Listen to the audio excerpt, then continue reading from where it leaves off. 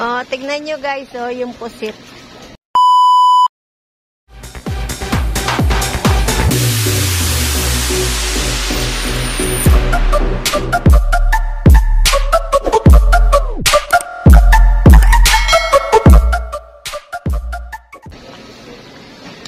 Nakalagay sa ice candy wrapper.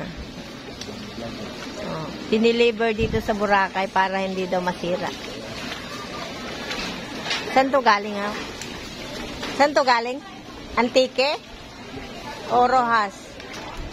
Ayan, oh. Tignan nyo guys, oh. Frozen, oh. Prinosen nila. Oh, yung pusit, pinasok nila dito sa ice candy wrapper. At prinosen para hindi masira. Ayan, oh. Tignan nyo guys.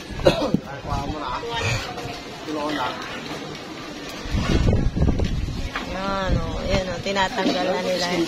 Tinatanggal nila sa plastic. Oh, ice candy. Pusit. Pusit na ice candy.